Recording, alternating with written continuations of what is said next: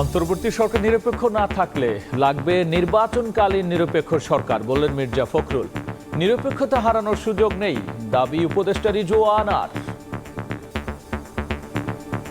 অন্তর্বর্তীকালীন সরকার যদি নিরপেক্ষ না থাকে তাহলে একটা নিরপেক্ষ সরকার দরকার হবে নির্বাচনের সময়। আমি কথাটা বলছি, কারণ আছে। কারণ আমরা দেখি বেশ কিছু বিষয়ে অন্তর্বর্তীকালীন সরকার নিরপেক্ষতা পালন করতে পারছেন না। নিরপেক্ষতা হারানোর ব্যাপারে যে প্রশ্নটা তোলা হয়েছে, আমি তার উত্তরটা বলবো যে এরকম কোনো সুযোগ আসলে নেই। বিএনপি মহাসচিবের দাবি আরেকটি 111-এর ইঙ্গিত, দাবি নাহিদ ইসলামের। দলটির বিরুদ্ধে আওয়ামী লীগকে পুনর্বাসন চেষ্টার অভিযোগ নাগরিক কমিটির। তারা এক সরকার এমনভাবে তারা বলেন, মনে হয় যেন এখানে শেখ হাসিনার পলায়ন এবং আওয়ামী লীগের রাজনীতি মাঠ বন্ধ হয়ে যাওয়া, সেটা মনে হয় যেন একটা ষড়যন্ত্রের মাধ্যমে ঘটেছে। অভ্যুত্থান কোনো ষড়যন্ত্র নয়। দেখছিলেন প্রধান শিরোনাম। রাত 11টার সময় সঙ্গে আছি আমি গোলাম রাব্বি। এবার অন্যান্য শীর্ষ সংবাদ। জুলাই চার্টারের ভিত্তিতে নির্বাচন সহ কর্মপন্থা ঠিক করবে সরকার, দাভোসে প্রধান উপদেষ্টা বললেন 15 বছরের সব ভোট ছিল ভুয়া, হয়েছে ব্যাপক দুর্নীতি, অর্থ পাচার। আজকে বাবাকে পেয়ে অনেক খুশি। 16টা বছর পর আমি এখন ভাষায় খুঁজে পাচ্ছি না। অনেক আনন্দ। দীর্ঘ 16 বছরের অপেক্ষার অবসান। পিলখানার বিস্ফোরক মামলায় জামিনে মুক্ত 178 বিডিআর সদস্য। আবেগ আপ্লুত স্বজনরা, চাকরি ও ক্ষতিপূরণ দাবি। রিজার্ভ চুরির ঘটনায় সামনে এলো সাবেক গভর্নর আতিউর রহমানের নাম। ধামাচাপার চেষ্টায় ছিলেন কামাল আনিসুল, সিআইডির পরিবর্তে খতিয়ে দেখতে চায় দুদক। দুই দেশের সিন্ডিকেটে ঝুলে আছে 18,000 কর্মীর ভাগ্য। বিশেষজ্ঞের অভিযোগ মানতে নারাজ বায়রা। মালয়েশিয়া চাইলে 2 সপ্তাহে পাঠাতে প্রস্তুত সরকার, জানালেন সচিব। এবং বিনামূল্যে বিতরণের বই খোলা বাজারে বিক্রি। রাজধানীতে অভিযানে জব্দ 2 ট্রাক, চক্রের 2 সদস্য আটক। শেরপুরে গাড়ি থেকে উদ্ধার প্রায় 9,000 নতুন বই।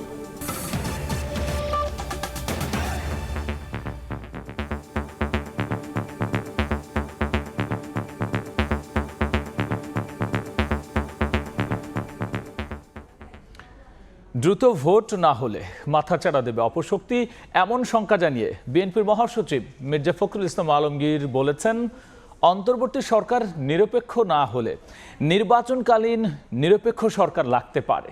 সকালে জাতীয় প্রেস ক্লাবে আলোচনা সভায় তিনি আরও বলেছেন, জনগণের আশা পূরণে কোনো ইঙ্গিত এই সরকারের কাছ থেকে পাওয়া যাচ্ছে না। এদিকে আলাদা অনুষ্ঠানে দলটির নেতারা বলেছেন, জনগণের ভোটাধিকার প্রতিষ্ঠায় গ্রহণযোগ্য নির্বাচনের বিকল্প নেই। নির্বাচন না সংস্কার, রাজনৈতিক অঙ্গনে এই নিয়ে চলছে কথার লড়াই। এই তর্কে নতুন করে যোগ হয়েছে অন্তর্বর্তী সরকার একপক্ষ না নিরপেক্ষ। তারা কি আদৌ জনগণের প্রত্যাশা পূরণে কার্যকর পদক্ষেপ নিয়েছেন, সেই প্রশ্নও এখন রাজনৈতিক মহলে। সে আলোচনায় বিএনপি মহাসচিব মির্জা ফখরুল ইসলাম আলমগীর দাবি করেন, কিছু ক্ষেত্রে নিরপেক্ষ থাকছে না অন্তর্বর্তী সরকার, তাই নির্বাচনকালীন নিরপেক্ষ সরকারের প্রয়োজন হতে পারে। 69-এর গণঅভ্যুত্থানের নায়ক শহীদ আসাদের 56তম মৃত্যুবার্ষিকী উপলক্ষে জাতীয় প্রেস ক্লাবে আয়োজিত আলোচনা সভায় একথা বলেন বিএনপি মহাসচিব। অন্তর্বর্তীকালীন সরকার যদি নিরপেক্ষ না থাকে তাহলে একটা নিরপেক্ষ সরকার দরকার হবে নির্বাচনের সময়। আমি কথাটা বলছি, কারণ আছে। কারণ আমরা দেখি বেশ কিছু বিষয়ে অন্তর্বর্তীকালীন সরকার নিরপেক্ষতা পালন করতে পারছেন না। নির্বাচন দেরি হলে অপশক্তি মাথাচাড়া দিতে পারে এমন দাবি করে মির্জা ফখরুল আশা প্রকাশ করেন, ডক্টর ইউনূসের সরকার জনগণের ইচ্ছার প্রতিফলন ঘটাবে। এই ন্যূনতম যে সংস্কার রয়েছে নির্বাচন কেন্দ্রিক, সেই সংস্কারগুলো করেই আমাদের দ্রুত নির্বাচনের পথে যাওয়া উচিত এবং নির্বাচনের মধ্য দিয়ে যে সরকার বেরিয়ে আসবে। একই স্থানে আলাদা এক আলোচনা সভায় বিএনপির স্থায়ী কমিটির সদস্য সেলিমা রহমান বলেন, জনগণের ভোটাধিকার প্রতিষ্ঠায় অন্তর্বর্তী সরকারকে দ্রুত নির্বাচন দিতে হবে। অতি সত্বর নির্বাচন চাই, তার কারণ সংস্কার একদিনে হয় না। এর আগে প্রেস ক্লাবের বাইরে অবস্থান কর্মসূচিতে অংশ নিয়ে দলটির চেয়ারপারসনের উপদেষ্টা জয়নুল আবদিন ফারুক বলেন, গণতান্ত্রিক সরকার প্রতিষ্ঠায় একটি গ্রহণযোগ্য নির্বাচনের বিকল্প নেই। কামরুজ্জামান মামুন, সময় সংবাদ, ঢাকা। এদিকে বিএনপি মহাসচিবের নিরপেক্ষ সরকারের দাবি আরেকটি 111 সরকার গঠনের ইঙ্গিত বলে দাবি করেছেন তথ্য উপদেষ্টা নাহিদ ইসলাম। পরিবেশ উপদেষ্টা বলেছেন, আগামী নির্বাচনে নিরপেক্ষ ভূমিকা পালন করবে অন্তর্বর্তী সরকার। তারা কোনো দলের পৃষ্ঠপোষকতা করবে না।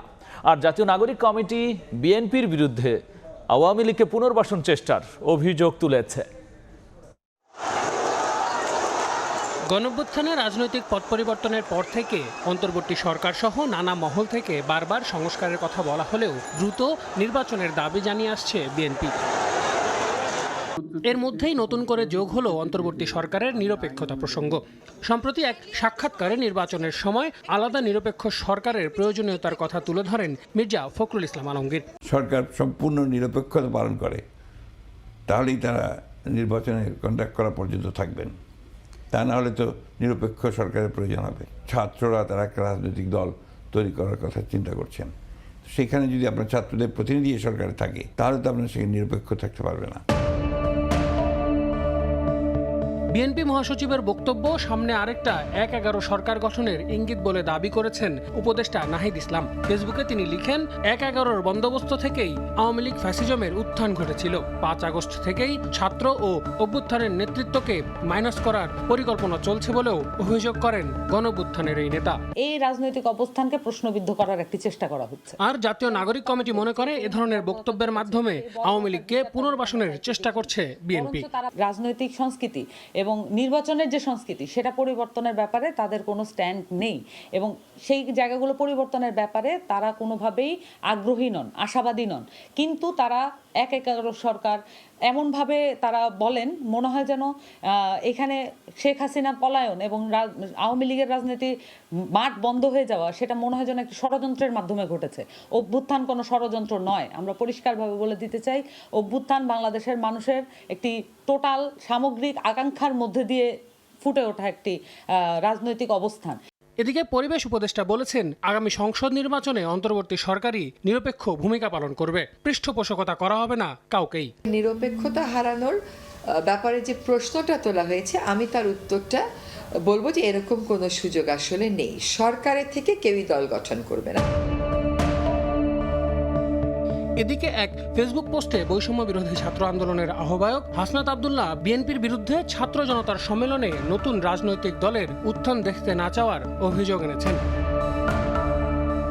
আল আমিন তুষার, সময় সংবাদ, ঢাকা। মানুষের দাবির পরিপ্রেক্ষিতে জাতীয় নাগরিক কমিটি ও বৈষম্য বিরোধী আন্দোলনের নেতৃত্বে ফেব্রুয়ারির মধ্যে নতুন রাজনৈতিক দল আত্মপ্রকাশ করবে বলে জানিয়েছেন জাতীয় নাগরিক কমিটির সদস্য সচিব আক্তার হোসেন। বিকেলে রংপুর কারমাইকেল কলেজে মতবিনিময় সভায় অংশ নিয়ে তিনি একথা বলেছেন। তিনি এ সময় বলেছেন, অন্তর্বর্তী সরকার পতিত ফ্যাসিবাদী আওয়ামী লীগ ছাড়া অন্যান্য দলের সঙ্গে রাজনৈতিক শিষ্টাচার বজায় রেখেছে। ভারতের চোখ রাঙানিতে ভয় না পেয়ে দেশের মানুষের স্বার্থে তিস্তা সমস্যার সমাধানে সরকারকে দ্রুত পদক্ষেপ নেওয়ার আহ্বান জানিয়েছেন। সারা বাংলাদেশে 200-র উপরে থানা কমিটি আমরা এখন পর্যন্ত গঠন করতে সক্ষম হয়েছি। আমরা আশাবাদী জানুয়ারির মধ্যেই 400-র উপরে থানা কমিটি হবে এবং ফেব্রুয়ারির মধ্যেই আমরা নতুন রাজনৈতিক দলের ঘোষণা আমরা দিতে পারবো। জনমানুষের দাবির প্রেক্ষিতে এবং যে রাজনৈতিক শূন্যতার জায়গা তৈরি হয়েছে বাংলাদেশে, তার জায়গা থেকে নতুন শক্তি যে দরকার, এটা মানুষের নিজেদের চাওয়া। তিস্তা সমস্যার সমাধানে যে কার্যক্রমগুলো নেওয়ার কথা ছিল সেগুলোতে বাদ সেজেছিল ভারত। সে ভারতের ব্যাপারে বাংলাদেশের মানুষ এখন একাট্টা হয়েছে, নিজেদের অধিকার তারা ফিরে পেতে চায়, ভারতের কাছে তারা বন্দী থাকতে চায় না। সরকার ভারতের চোখ রাঙ্গালিতে নয়, বরং বাংলাদেশের মানুষের স্বার্থের কথা বিবেচনা করে তিস্তা সমস্যার সমাধানে যা করা প্রয়োজন তা করবে। জুলাই চার্টারের ভিত্তিতে নির্বাচন সহ পরবর্তী কর্মপন্থা ঠিক করবে অন্তর্বর্তী সরকার। সুইজারল্যান্ডের দাভোসে বিশ্ব অর্থনৈতিক ফোরামের প্রতিষ্ঠাতার সঙ্গে এক আলোচনায় একথা বলেছেন প্রধান উপদেষ্টা ডক্টর মোহাম্মদ ইউনূস। এ সময় তিনি বলেছেন, বিগত 15 বছরে বাংলাদেশে আয়োজিত সব ভোট ছিল ভুয়া। একই সাথে হয়েছে ব্যাপক দুর্নীতি, স্বজনপ্রীতি আর অর্থ পাচার। সুইজারল্যান্ডের দাভোসে বিশ্ব অর্থনৈতিক ফোরাম সম্মেলনে প্রধান উপদেষ্টা ডক্টর মোহাম্মদ ইউনূসের আরও একটি ব্যস্তময় দিন। ফোরামের প্রতিষ্ঠাতা ক্লাউস শোয়াবের সঞ্চালনায় বৃহস্পতিবার অংশ নেন বিশেষ আলোচনায়, যাতে উঠে আসে ছাত্র জনতার অভ্যুত্থান আর বাংলাদেশের চলমান নানা প্রসঙ্গ। became very sharp. Doctor Yunus বলেন, তরুণ প্রজন্ম চায় নতুন বাংলাদেশ, আর তা গড়তে প্রতিশ্রুতিবদ্ধ অন্তর্বর্তী সরকার। বাংলাদেশে যা হয়েছে তা থেকে শিক্ষা নিতে পারে অন্যরাও। They're going, so since they cannot stop the প্রধান উপদেষ্টার মন্তব্য, গত 15 বছরে হওয়া নির্বাচনগুলো ছিল ভুয়া। দেশের বাইরে লুটে নেওয়া হয় বিপুল পরিমাণ অর্থ, ভেঙে পড়ে রাষ্ট্র ব্যবস্থার সবকিছু। এমন অবস্থায় প্রশাসনের শৃঙ্খলা ফেরানো, ব্যাংকিং ব্যবস্থাপনা স্থিতিশীল, রিজার্ভ সহ অর্থনীতি পুনরুদ্ধারই সরকারের লক্ষ্য, আর তাতে জনগণের ব্যাপক সমর্থন মিলছে বলে জানান doctor Yunus. We don't want to go back to that kind of tradition of election having no votes, nobody to vote.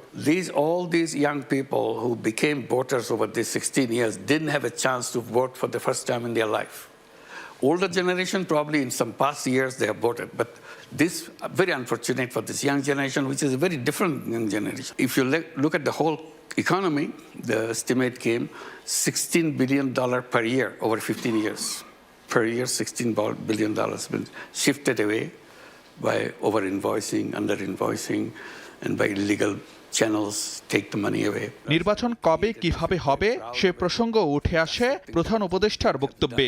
বলেন, ঐক্যমত্যের ভিত্তিতে জুলাই চার্টারই ঠিক করবে সরকারের কর্মপন্থা। What we intend to do all these commission reports to put together and start talking to the public and also the political parties. Then on the basis of agreement of all parties, all civil society organizations, where they all agree on certain things, will prepare what we call July Charter. So on that basis of July Charter, we start taking action, including the election. What kind of election? Because unless we know what kind of election people want, we can't go into election. We have targeted end of this year, the election to take place, if we go in a short reform agenda. If people say, no, we need a longer list of agenda reform, then we need another 6 months. এ সময় voter হওয়ার ন্যূনতম বয়স নিয়েও নিজের মতামত তুলে ধরেন doctor Yunus.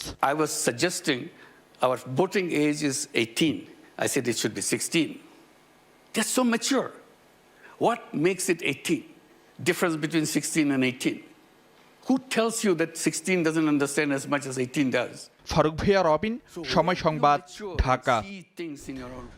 আদালতের আদেশে পিলখানা ট্র্যাজেডির বিস্ফোরক মামলায় জামিন চাওয়া 400 জনের মধ্যে জামিনে মুক্ত হয়েছেন 178 জন।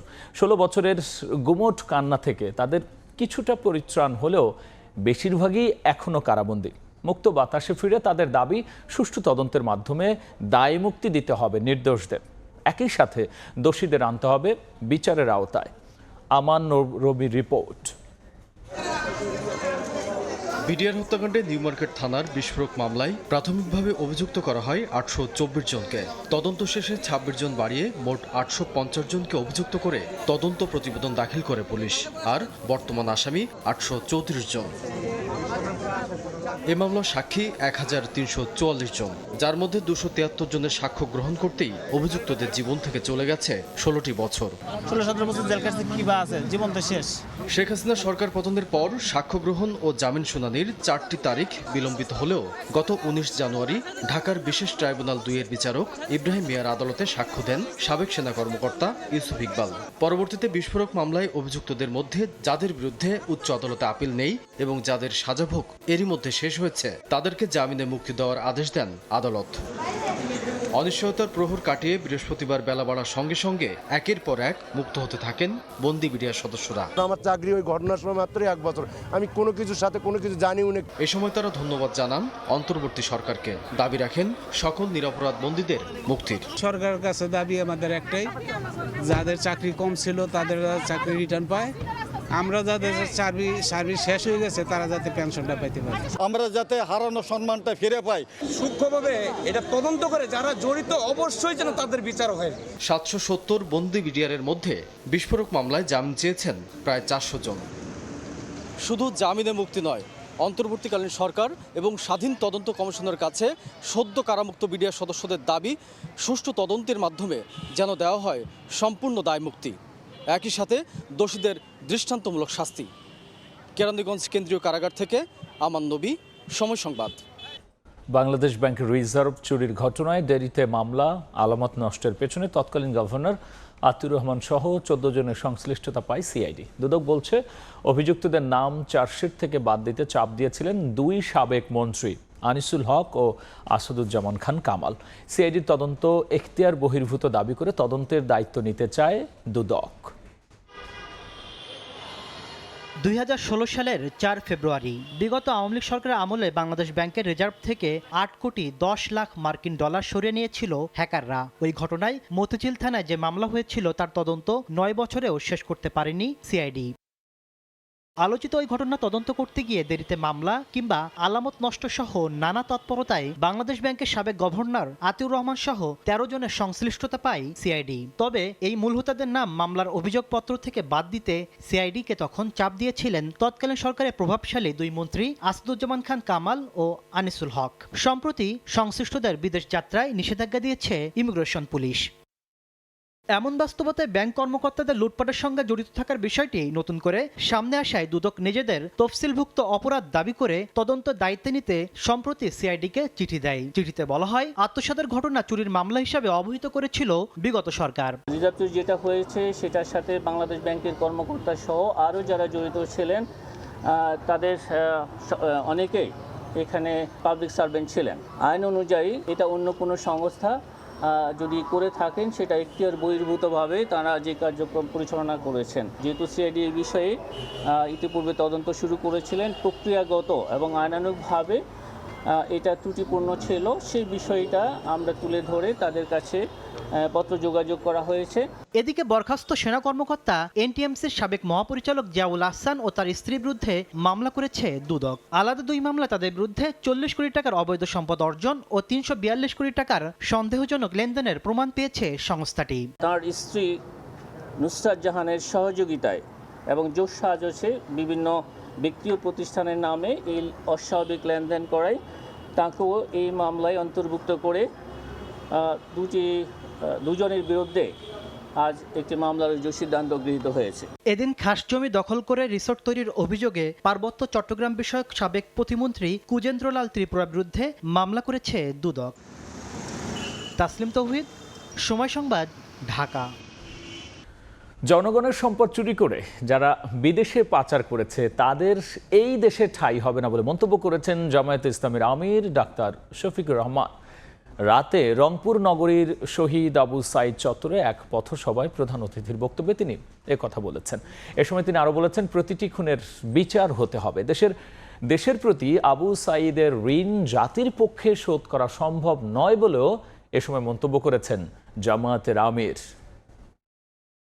সবচেয়ে বড় বাক রচিত হয়েছিল আবু সাইদের শাহাদতের মধ্য দিয়ে। একমাত্র বীর আমার জানা মতো দুনিয়ায় তার জাতিকে ফেসিবাদের হাত থেকে মুক্ত করার জন্য ডানা মেলে দিয়েছিল। জাতিকে যারা কৃতজ্ঞ করেছেন, ঋণী করেছেন, তাদের ঋণ সামান্য অর্থকড়ি দিয়ে পরিশোধ হয় না।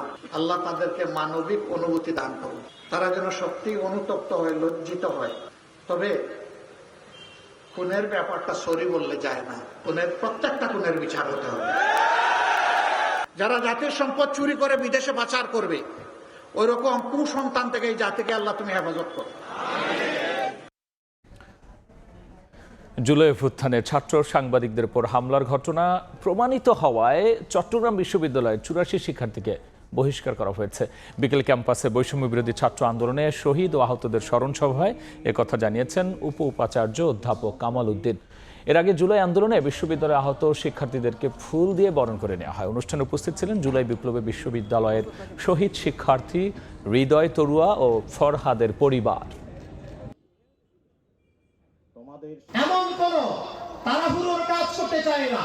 আমরা প্রত্যেকটি কাজ ইনভেস্টিগেশন করে আমরা কোন নিরপরাধকেও শাস্তি দিতে চাই না। যাদের শাস্তি পাওয়ার যোগ্য, যারা আমাদের শিক্ষার্থীদেরকে অন্যায়ভাবে আহত করেছে, তাদেরকে আমরা কখনো এই বিশ্ববিদ্যালয় প্রশাসন ছাড় দিবে না। সাহিত্যের বিভিন্ন ক্ষেত্রে অবদানের জন্য বাংলা একাডেমি সাহিত্য পুরস্কার 2024 ঘোষণা করা হয়েছে। এই পুরস্কার পাচ্ছেন 10 জন কবি ও লেখক। বৃহস্পতিবার বাংলা একাডেমি নির্বাহী পরিষদের অনুমোদনে মহাপরিচালক অধ্যাপক মোহাম্মদ আজম স্বাক্ষরিত বিজ্ঞপ্তিতে এই পুরস্কার ঘোষণা করা হয়। পুরস্কার প্রাপ্তরা হলেন কবিতায় মাসুদ খান, কথা সাহিত্যে সেলিম মোর্শেদ, নাটক ও নাট্য সাহিত্যে সুভাষিস সিনহা, প্রবন্ধ গদ্যে সলিমুল্লাহ খান, শিশু সাহিত্যে ফারুক নওয়াজ, অনুবাদে GH হাবিব, গবেষণায় মোহাম্মদ শাহজাহান মিয়া, বিজ্ঞানে রেজাউর রহমান, মুক্তিযুদ্ধে মোহাম্মদ হান্নান এবং ফোকলোরে সৈয়দ জামিল আহমেদ। বাংলা ট্রিমে আয়োজিত অমর 21 বইমেলা 2025-এর উদ্বোধনী অনুষ্ঠানে অন্তর্বর্তী সরকারের প্রধান উপদেষ্টা ডক্টর মোহাম্মদ ইউনূস আনুষ্ঠানিকভাবে এই পুরস্কার প্রদান করবেন।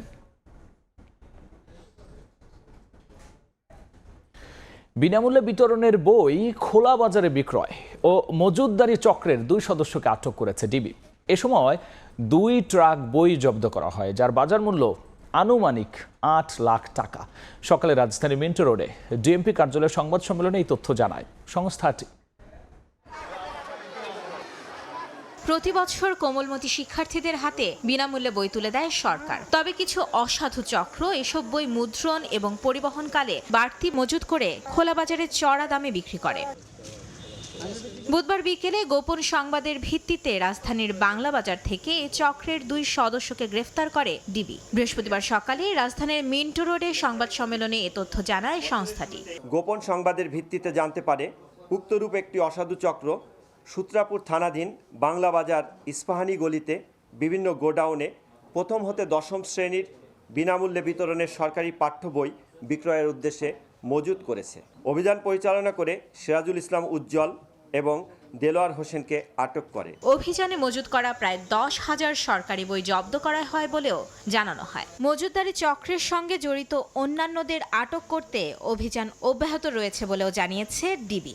আটককৃত বইয়ের মূল্য অনুমান 8 লক্ষ টাকা। বিজ্ঞ আদালতের আদেশ মোতাবেক আমরা ন্যাশনাল কারিকুলাম টেক্সট বুক বোর্ডকে ফেরত প্রদান করতে পারি এবং ফেরত প্রদানের করলে তৎপরবর্তী তারা হয়তো সেক্ষেত্রে ব্যবস্থা নেবেন। এদিকে বুধবার রাতে শেরপুরের ধাতিয়াপাড়ায় একটি ট্রাক থেকে মাধ্যমিক শ্রেণীর প্রায় 9,000 নতুন বই জব্দ করে পুলিশ।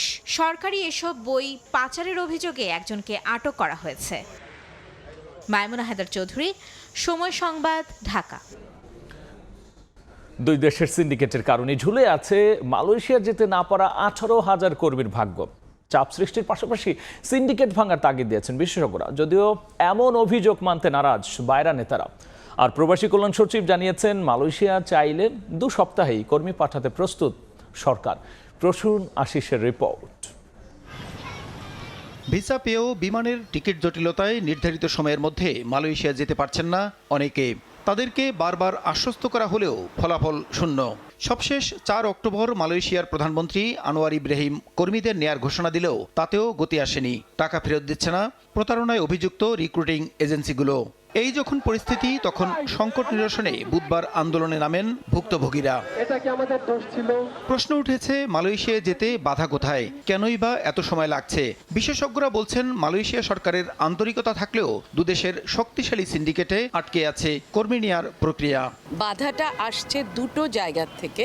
সেটা হচ্ছে যে তাদের যে হোমের জায়গায় যে মিনিস্ট্রি রয়েছে এবং এই যে বেস্টিনেটের সাথে সম্পর্কিত বিভিন্ন পরিবার, তারা এটাকে আটকে রেখেছেন কি যুক্তিতে, যে এইটা ছেড়ে দিলে তাহলে সিন্ডিকেশনও আবার বন্ধ করে সকলকে দিয়ে লোক নিতে হবে, যেটা তারা চান না। এই সিন্ডিকেশনের জন্য $2 বিলিয়ন তারা এইসব সাধারণ দরিদ্র অভিবাসীদের কাছ থেকে আত্মসাৎ করেছে। গোপন জায়গাটাকে যদি ধরতে না পারেন, ভাঙতে না পারেন, তবে এটা কঠিন। যদিও বাইরা নেতাদের দাবি সিন্ডিকেটের অভিযোগ ভিত্তিহীন। সংকট নিরসনে 2 সরকারকে আরও জোরালো ভূমিকা নেয়ার আহ্বান তাদের। কে কি করলো এটা যেহেতু আমাদের সামনে দৃশ্যমান নয়, সেই বিষয় নিয়ে আমি তো আলোচনা করার সুযোগ নাই। সরকার যেখানে আন্তরিকতার সহিত তাদেরকে পাঠানোর জন্য চেষ্টা করছে, সেটাই আমার কাছে সত্য এবং সেটাই বাস্তব। কর্মী পাঠাতে বাংলাদেশ প্রস্তুত জানিয়ে প্রবাসী কল্যাণ সচিব জানালেন, মালয়েশিয়ায় মন্ত্রী পর্যায়ে সিদ্ধান্তের জটিলতায় গোটা প্রক্রিয়া ঝুলে রয়েছে। ওনারা যদি ইভেন বলে 15 দিনের মধ্যে শুরু করতে হবে, উই আর রেডি। তাদের গভর্নমেন্ট প্রসিডিওর আছে, সেই প্রসিডিওরগুলো তারাও এক্সস্ট করবেন। গত বছর নতুন পুরনো বিদেশি কর্মীদের কাজে যোগ দিতে 31 মে পর্যন্ত সময় বেঁধে দিয়েছিল মালয়েশিয়ার স্বরাষ্ট্র মন্ত্রণালয়। বিমানের টিকিট স্বল্পতার অজুহাতে প্রায় 18,000 কর্মী পাঠাতে ব্যর্থ হয় রিক্রুটিং এজেন্সিগুলো।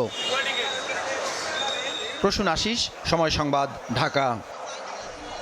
চালু হচ্ছে না বেক্সিমকো গ্রুপের কারখানা। সরকারের সদিচ্ছা থাকলেও প্রতিষ্ঠানটির বর্তমান ব্যবস্থাপনার অসহযোগিতায় বিশাল ঋণের দায় নিয়ে কারখানা চালু করা সম্ভব হবে না বলে জানিয়েছেন শ্রম উপদেষ্টা। ভাঙচুর লুটপাটের সঙ্গে জড়িতদের বিরুদ্ধে আইনানুগ ব্যবস্থা নেওয়া হবে বলেও জানিয়েছেন তিনি। আর বাণিজ্য উপদেষ্টা জানিয়েছেন 40,000 শ্রমিকের কথা বললেও 40% শ্রমিকের অস্বস্তি মেলেনি। শ্রম আইন অনুযায়ী প্রকৃত শ্রমিকদের পাওনা মেটানো হবেনি। দেশের সবচেয়ে বড় গ্রুপ অব কোম্পানির মধ্যে অন্যতম বেক্সিমকো। গাজীপুরের শ্রীপুরে প্রতিষ্ঠানটির রয়েছে শিল্প পার্ক। সরকার বলছে এই পার্কে কাগজে কলমে 32টি কারখানার কথা বলা হলেও 16টি কারখানার অস্তিত্বই পাওয়া যায়নি। 16 কারখানার বিপরীতে কোম্পানিটির ঋণ রয়েছে 12,000 কোটি টাকা। প্রতিষ্ঠানটির মোট ঋণ 40,000 কোটি টাকার বেশি। এর মধ্যে জনতা ব্যাংকের কাছেই দায় 23,000 কোটি টাকার বেশি। এমন পরিস্থিতিতে 12টি কারখানার কর্তৃপক্ষ নিজেই লে অফ করেছে। বাকি 3টি কারখানা চালু আছে। কারখানাগুলো চালু রাখতেও উদ্যোগ নিয়েছে সরকার। কোনো ব্যাংকই এই কোম্পানিকে নতুন করে ঋণ দিতে চায় না। প্রশাসক নিয়োগ দিয়ে চেষ্টা করলেও চরম অসহযোগিতা করেছে বর্তমান কর্তৃপক্ষ। অভিযোগ উঠেছে শ্রম অসন্তোষের মাধ্যমে বিশৃঙ্খল পরিস্থিতি সৃষ্টির। তাই চালু রাখা সম্ভব নয় কারখানাগুলো। শ্রম উপদেষ্টা জানান, বিপুল অঙ্কের ঋণ নিয়ে জনগণের সম্পদ লুটপাট করেছে বেক্সিমকো। লুটপাট হবে আর কেউ কিছু বলবেন, এটা তো হতে পারে না। আপনাদের কর দেওয়া টাকা, আপনাদের কষ্ট পরিশ্রম করার টাকা। আজকে আমরা প্রায় বলি যে জিনিসপত্রের দাম বাড়ছে, এটা বেড়েছে, ওটা বেড়েছে। আপনি এইটুকু শুধু বোঝেন। আমি একটা সেক্টরের কথা বললাম, এরকম আরও অনেক সেক্টর আছে, সেগুলো আমার কাছে নাই, হয়তো কমার্স মিনিস্ট্রিতে আছে, অন্য মিনিস্ট্রিতে আছে, যেখানে এই ধরনের লুটপাট হয়েছে। গত নভেম্বর থেকে বেক্সিমকো শিল্প পার্কের পরিস্থিতি পর্যালোচনায় কাজ করছে শ্রম উপদেষ্টার নেতৃত্বে 11 সদস্যের কমিটি। গেল বছরের সেপ্টেম্বর থেকে আপৎকালীন তহবিল ও শ্রমিক বেতন বাবদ সরকার এ পর্যন্ত ব্যয় করেছে 223 কোটি টাকা। বর্তমান কর্তৃপক্ষ সরকারকে অসহযোগিতার পাশাপাশি দিয়েছে অসত্য তথ্য। নিদারুণ অসহযোগিতার কারণে এটা যে হাই পাওয়ার কাউন্সিল যে কাজ করেছে তাদের জন্য সিদ্ধান্ত নেওয়াটা বড়ই জটিল বিষয় হিসেবে উপনীত হয়েছিল। এই যে বেক্সিমকোতে 40,000 শ্রমিক বলা হচ্ছে, আমাদের একটা প্রাথমিক তদন্তে আমরা প্রায় 40% লোকের কোনো বাস্তবতা পাইনি। এদিকে কারখানা চালু, বকেয়া বেতন পরিশোধ সহ 3 দফা দাবি তুলে সংবাদ সম্মেলন করেছে বেক্সিমকো কর্মকর্তা কর্মচারীরা। প্রতিষ্ঠান চললে যত ঋণই হোক, এই ঋণগুলো রিকভারি করা সম্ভব। আগামী 28 জানুয়ারি উপদেষ্টা পরিষদ কমিটির সভায় শিল্প প্রতিষ্ঠানগুলোর অগ্রগতি পর্যালোচনা এবং দায় দেনার হিসাব করে পরবর্তী সিদ্ধান্ত নেয়ার কথা জানান শ্রম উপদেষ্টা। 28 জানুয়ারি এইটা নিয়ে পর্যালোচনা হবে। সানবীর রূপল, সময় সংবাদ, ঢাকা। রমজানকে সামনে রেখে খেজুর, ছোলার বাজারে বাড়তে পারে উত্তাপ। বাংলাদেশ ব্যাংকের তথ্য বলছে, চাহিদার তুলনায় গেল 6 মাসে পণ্য দুটির আমদানি অনেক কম। তবে ব্যবসায়ীদের কেউ কেউ জানাচ্ছেন, আগের মজুদ থাকায় বাজার অতটা অস্থির হবে না। এদিকে পণ্য মজুদ করে কৃত্রিম সংকট ঠেকাতে বিশেষ নজর দেওয়ার পরামর্শ অর্থনীতিবিদদের। সাইফুল ইসলামের রিপোর্ট। উচ্চ মূল্যস্ফীতির চাপে সাধারণ মানুষ জীবনযাত্রার ব্যয় সামাল দিতে হিমশিম খাচ্ছে। এর মাঝে মার্চে শুরু হতে যাওয়া রমজানে পণ্যের দাম কেমন হতে পারে এ নিয়ে শঙ্কিত তারা। দিন আনে দিন কাজ করে যারা খাচ্ছে তাদের অনেক কষ্ট হয়ে যাবে সামনের দিকে চলতে। খাইব গিয়া যারা বড় লোক খাইতে পারে, গরিব মানুষ খাইতে না। 1 কেজি তেল কিনা লাগে 190 টাকা, আমরা দিনে কামাই করি 700 টাকা 800 টাকা। বাংলাদেশ ব্যাংকের তথ্য বলছে, রমজানকে সামনে রেখে সবচেয়ে বেশি চাহিদা থাকা খেজুরের আমদানি অনেক কম। রমজানে 60 থেকে 70 হাজার মেট্রিক টনের বিপরীতে গেল জুলাই ডিসেম্বরে আমদানি হয়েছে মাত্র 4,233 মেট্রিক টন। সরকার এই পণ্যে ভ্যাট ট্যাক্স কমালেও বাজারে দাম না কমার কথা আগেভাগেই জানাচ্ছেন ব্যবসায়ীরা। 25% কমানোর পরে এটা মনে হয় না আমার জনগণের উপরে কোনো প্রভাব ফেলবে। এটা জাস্ট একটা চোখে ধুলা। যেহেতু আমদানি করি আমরা ডলার দিয়ে, তো এই কারণে একটু দাম বাড়বে, আবার ডিউটি কমাইছে আবার তো কমবে। অবশ্য ব্যবসায়ীদের কেউ কেউ জানাচ্ছেন, ছাত্র জনতার বিপ্লবের জেরে আমদানি বাধাগ্রস্ত হয়েছে। জানুয়ারি ও ফেব্রুয়ারি মাসে আমদানি বাড়ার পাশাপাশি আগের থাকা পণ্যের মজুদ চাহিদা পূরণে সাহায্য করবে। বাজারও সেল করে, প্রতিষ্ঠান থেকে নিয়ে সেল করে। পরিবর্তনের পরে কিছু ব্যবসায়ী হয়তো খেজুর আনা কমাই দিচ্ছে, হয়তো নতুন করে ওই জায়গাটা কেউ না কেউ নিবে, যেহেতু ডিমান্ড ক্রিয়েট হচ্ছে, কেউ না কেউ আনবে। এদিকে ইফতারির আরেক অনুষঙ্গ ছোলার আমদানি হয়েছে ৩৯,৬২৩ মেট্রিক টন। রমজানে চাহিদা প্রায় ১ লাখ মেট্রিক টন, আর চিনি আমদানির পরিমাণ প্রায় ৫,৬২,০০০ মেট্রিক টন এবং ভোজ্য তেল ১৩,৬০,০০০ মেট্রিক টন। পাইকারি বাজারের ব্যবসায়ীরা বলছেন, প্রতি বছর রমজানের আগে সরকার তাদের নিয়ে বসলেও এবার সেই উদ্যোগ এখনো নেই। তো কিনছে বিধায় এত মাল তো তারা এলসি দিছে। এখন আইন আনার পরে যদি বলে যে আমার পর্তা বেশি পড়ছে, অমুক হয়েছে তমুক হয়েছে, এই জায়গাটার ব্র্যাকেট দেওয়ার মালিক হলো সরকার। আমরা যারা বাজারের যে প্রতিনিধিত্ব করি যে আইটেমের, তাদেরও কিছুটা দায়ভার যদি আপনার ইন্ডিকেট করে দেয়। কিন্তু এখানে দুঃখজনক হলো যে আজকে ৪ মাস যাবৎ আমরা কোনো তথ্যই বিহীনভাবে চলছি। এদিকে অর্থনীতিবিদরা কৃত্রিম মজুট ঠেকানোর উদ্যোগ নিতে জোর তাগিদ দিয়েছেন। আমদানিকৃত এই পণ্যগুলা দেখা যাবে অনেক ক্ষেত্রে ব্যবসায়ীরা মজুত করে রাখে। রোজার দেখবেন যে 1 সপ্তাহের মধ্যেই দেখবেন যে পণ্য নাই, তাহলে কোন গুদামে মালিকরা মালগুলো রাখছে সেগুলো আপনার পর্যবেক্ষণ করা দরকার। অন্তর্বর্তী সরকার দায়িত্ব নেয়ার পরও সিন্ডিকেটের দৌরাত্ম্য না কমায় বাজারে সরবরাহ বাড়ানোর বিকল্প নেই বলে তাদের মত। সাইফুল ইসলাম, সময় সংবাদ, ঢাকা। নথিপত্রহীন অভিবাসীদের আটকে যুক্তরাষ্ট্রের বিভিন্ন অঙ্গরাজ্যে শুরু হয়েছে অভিযান। নিউ ইয়র্কের ব্রুকলিন বরোর ফুলটন এলাকা থেকে গ্রেফতার করা হয়েছে 4 বাংলাদেশিকে। অভিবাসী ধরপাকড়ে সাঁড়াশি অভিযান চালানো হবে স্কুল, গির্জা, হাসপাতালেও। আর এতে অভিবাসীদের মাঝে আতঙ্ক বিরাজ করছে। যুক্তরাষ্ট্র থেকে লস্কর আল মামুনের রিপোর্ট। প্রতিশ্রুতি বাস্তবায়নে কাল বিলম্ব করেননি নতুন মার্কিন প্রেসিডেন্ট ডোনাল্ড ট্রাম্প। শপথ নিয়েই শক্ত হাতে অবৈধ অভিবাসী দমন শুরু করেছেন তিনি। ধরপাকড় শুরু হয়েছে যুক্তরাষ্ট্রের বিভিন্ন অঙ্গরাজ্যে। গ্রেপ্তার করা হয়েছে বেশ কয়েকজনকে, এর মধ্যে রয়েছেন 4 বাংলাদেশি। নিউ ইয়র্কের ব্রুকলিন বোরোর ফুলটন এলাকা থেকে ওই 4 বাংলাদেশিকে গ্রেপ্তার করে immigration and customs enforcement ICE. জানা গেছে সাদা পোশাকের পুলিশ তাদের গ্রেপ্তার করে। এ সময় এদের মধ্যে একজন পরিচয়পত্র দেখাতে অস্বীকৃতি জানায়। এ ঘটনার পর বাঙালি অধ্যুষিত এলাকার সড়ক ও রেস্তোরাঁয় লোকজনের ভিড় নেই বললেই চলে। চরম আতঙ্কে বৈধ কাগজপত্রবিহীন অভিবাসীরা। এদিকে এখন থেকে স্কুল, গির্জা এমনকি হাসপাতালগুলোতেও অভিবাসীদের গ্রেপ্তার করতে পারবে যুক্তরাষ্ট্রের অভিবাসন কর্তৃপক্ষ। আইস এবং কাস্টমস অ্যান্ড বর্ডার প্রোটেকশন সংস্থাগুলোর ওপর গেল 1 দশকেরও বেশি সময় ধরে এসব স্থানে অভিযান পরিচালনায় নিষেধাজ্ঞা ছিল। হোমল্যান্ড সিকিউরিটির পক্ষ থেকে এই নিষেধাজ্ঞা বাতিল করা সহ জারি করা হয় নতুন নির্দেশনা। এছাড়া এরই মধ্যে মেক্সিকো সীমান্তে জারি করা হয়েছে জরুরি অবস্থা। নিশ্চিত করা হয়েছে নিশ্ছিদ্র নিরাপত্তা ব্যবস্থা। এই আদেশের আওতায় অভিবাসীদের বৈধতা দেওয়ার একটি প্রকল্প বন্ধ করেছে যুক্তরাষ্ট্রের সীমান্ত কর্তৃপক্ষ। লস্কর আল মামুন, সময় সংবাদ, যুক্তরাষ্ট্র। এই ছিল আমার কাছে থাকা দেশ বিদেশের খবর।